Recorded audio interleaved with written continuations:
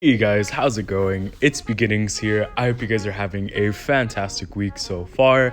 Today's video is going to be an Annette video because it has been a good amount of time since I've played Annette for YouTube, and also I've been getting a lot of requests for it. So with no further ado, here's my Annette game. This is a solo queue game that I was playing earlier. I don't know, it was kind of a stomp. We played really well, honestly. Most people on our team played really well. Our Hayate was doing some very interesting stuff for a good chunk of this match, but outside of that, it was as flawless as you can get, pretty much. We had some pretty nice little plays and some pretty nice little mess ups. It was pretty rough. You see here at level 1, Baldum just absolutely destroys us. Of course, Violet's here. It seems like whenever I'm in a game that has veterans and masters in it, everyone goes mid at level 1. There's always 5 people mid, and I don't really understand why. It's very interesting. But here you can see why Baldum is so good against Annette early. He can almost always have bush control, basically.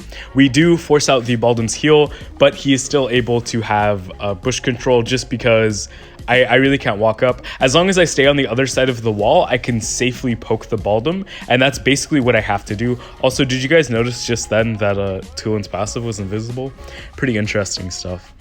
Anyways, our jungler is now finishing his jungle clear. It looks like my team is rotating up, but it's only the Hayate. The Tulin jumps in, and I am forced to flicker out. I really wish the Zephyrs would have collapsed with me.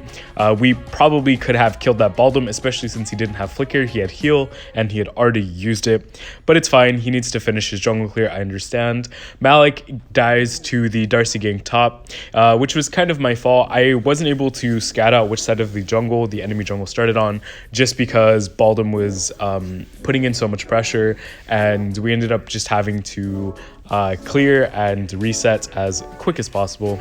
We're just gonna go ahead and clear this wave up and ping soon-ish. Actually, maybe I'm misremembering. Nope, we're just gonna head back towards mid, and now we ping. There we go. We ping because we know the jungler is going to be around mid somewhere. Crixie finds him, Zephyrs shows up, and he kills all of the minions that were there, so I cannot get a win cuff onto the Darcy, but it's okay because he teleports back to his ultimate. I don't know if that was a mistake. Actually, it was definitely a mistake, but I don't know if it was an accident on his part or if he meant to do that. Interesting play regardless. We're just going to go ahead and help this Crixie clear out her wave.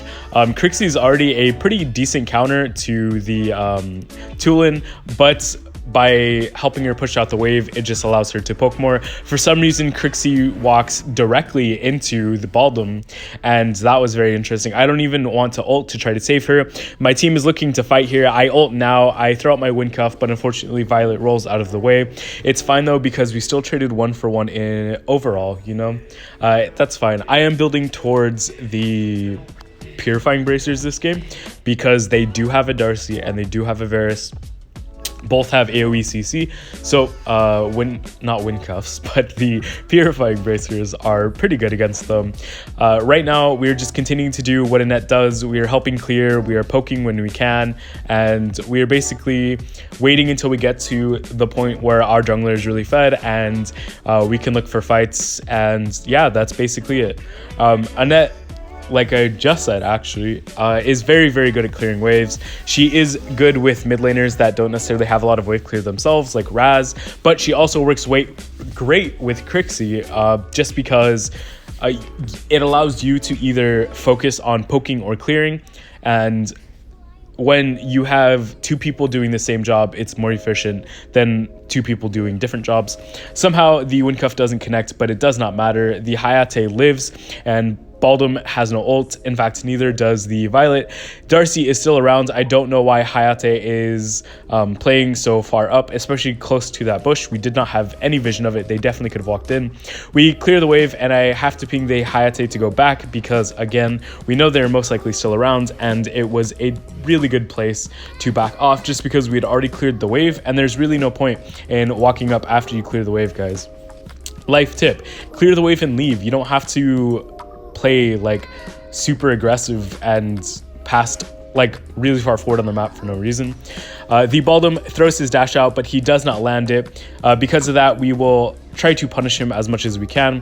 Again, still doing the same thing. We go in here to try to help out these Zephies. We should just turn into the Baldum here, but everyone is on different targets. The Crixie did manage to kill the Violet though, and that was really nice. The Baldum is pretty chunked out and they no longer have an ADC, so we can definitely push in this wave and potentially rotate up top. That was until the Varus showed up here. We land a nice little wind cuff onto the Varus. She will get hit by the Malik ult, but she dies before it even goes off. With 2 down, or rather 2 off the map, we can pressure this tower. The Darcy walks up and immediately gets knocked up. We take the mid tower. I do not have a wind cuff up. We block the Thunderbird for our Zephy's friend, and we need to get out of here because we are pretty low. In fact, 3 of us are like around half. I want to clear this wave before I leave, and after that we are just going to go towards the bottom. Oh, I lied. Actually, we're going to go towards the top side of the map. In fact, we should have just reset. I'm pinging bot because Malik isn't there. He's top with the Hayate for some reason, and that kind of sucks because that means that somebody's gonna have to go clear the lane, and it's not really their job. And when somebody has to go clear lane and it's not really their job, then it definitely puts a damper on the rotations of the rest of the team, just because you kind of want to be pushing objectives with your jungler, you want to be pushing towers with your ADCs, stuff like that. After this tower, the Malik will eventually be going back after I ask him to nicely a few times, and that's fine. Sometimes you just have to kindly remind some people what they should be doing, and that's just how it be. The Baldum throws out his ult for literally no reason there, and we are rotating back towards the bottom side of the map. I don't exactly know why the Malik is still with us. I wish he would push out bot so we can make some 5-man rotations, but again, it's not a big deal. My Zephy's is coming up and the Baldum is going really ham. I don't know how that Baldum toss did not hit me, but we will be taking out that Baldum. I throw out my ultimate. I get a nice 3-man knock back. The Varus jumps in, but we are way too low to fight this. We need to look for a disengage. We throw our wind cuff out and it hits the Tulin and the Varus, but Varus is immune to CC, so she just kind of drags the Tulin along with her. I think that ended up hurting more than it ended up helping. The Hayate is going in now, and I don't really know why. This is a 2v4 situation and we need to back up. Crixie is here now and she's here to save the day. She manages to kill both the Tulin and the Violet, and that was a pretty good play onto her part. The Tulin and Violet both got very, very greedy, chasing both me and the Hayate. In fact, because of their 2 deaths, we can potentially look for a play here. The Darcy lands a pretty nice ult onto the Hayate and myself. We try to go for the wind cuff, but Darcy's A was up. We are trying to save this Hayate. He's really, really low. We get hit by the bomb and the slow. We throw out our ultimate, but Darcy's dimensional walk, I think is what it's called, is just too strong, and he still had his death sickle up anyway, so it didn't really matter. The Crixie did pop it, but she dies in return.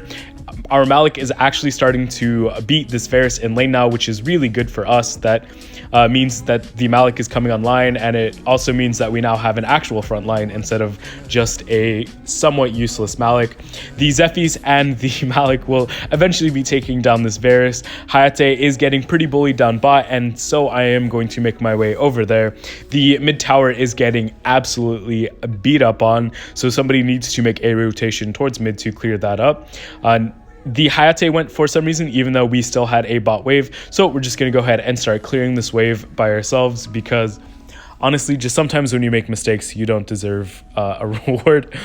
We will push out another wave. I'm just watching the map, looking for when the waves are. If you guys did not know, waves are parallel, so look at the map where your minions are. That is where the enemy minions are, as long as they weren't affected by a zip or another minion wave. I'm in kind of a really bad spot here, and by kind of, I mean I'm in an insanely bad spot here. The Darcy definitely could have gotten a free pick onto me, but it works out fine. The Malik gets chunked out quite a bit and has to blow his heal. My team is just dancing around. We're looking pretty indecisive right now. We have a wave bot, but nobody is around to push it. My team is pushing out mid. Finally, but Hayate is going up towards top.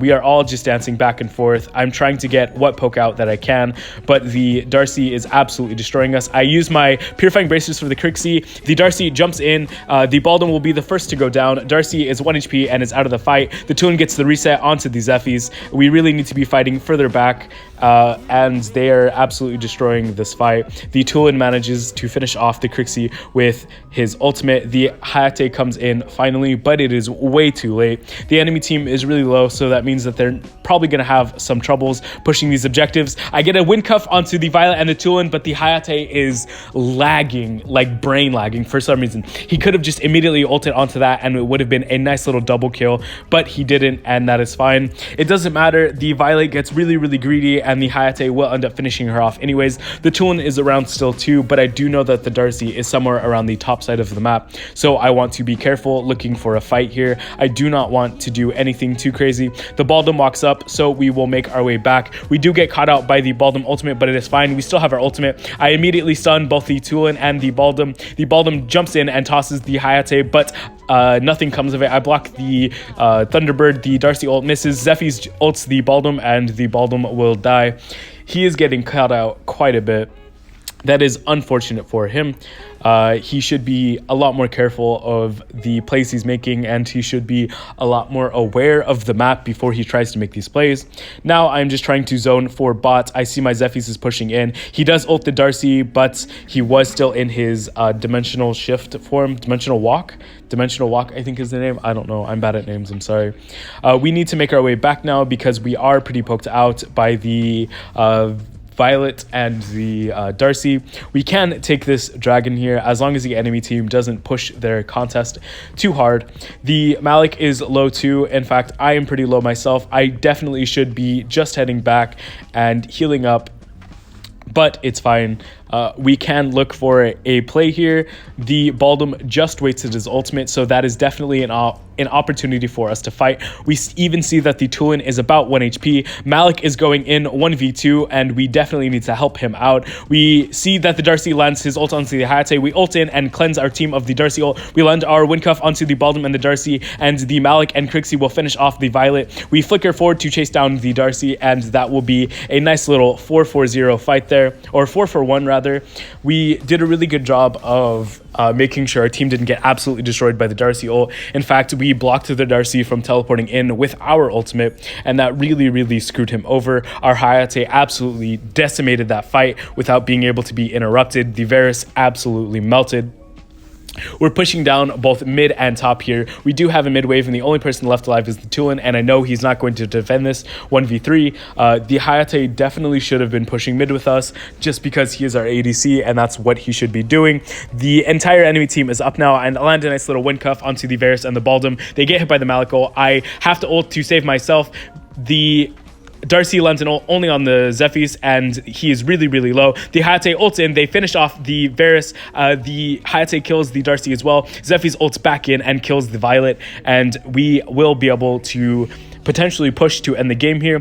Tulin is the only person left alive once again, and we do have 4 people left alive still, even if the Hayate did go back. The Varus gets, or rather the Tulin gets really, really low, but he does clear the wave. We don't have any waves yet. We kind of have to be careful, especially since I'm really low and Tulin can one-shot me, but it doesn't matter because the game's going to be ending here.